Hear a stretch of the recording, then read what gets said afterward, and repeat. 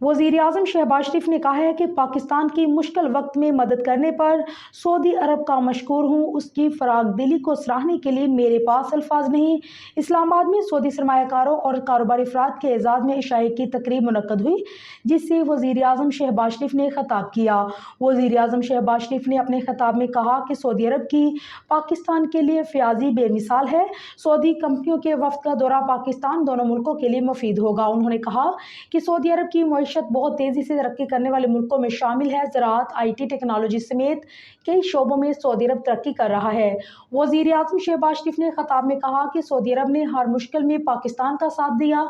Saudi अरब 7 दहाइयों से पाकिस्तान का साथ दे रहा है। उसकी पाकिस्तान के लिए फ़याज़ी बेमिसाल है। कहा कि सऊदी अरब का पाकिस्तान की मुश्किल वक्त में मदद करने पर मशकूर हूँ। सऊदीया की फराग दिली को सराहने के लिए मेरे पास अल्फाज नहीं। मोहम्मद बिन सलमान पाकिस्तान की हर सतह पर मदद करने के लिए तैयार हैं।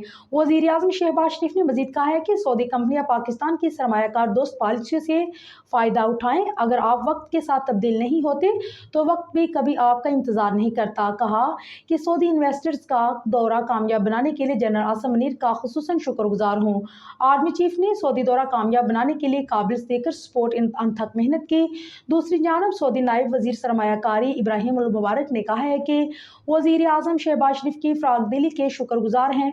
वज़ीर आज़म से 2 हफ्ते पहले की मुलाकात के बाद हमारा पाकिस्तान आना सबूत है कि पाकिस्तान से हमारी दोस्ती और शराकत दारी बहुत अहम है।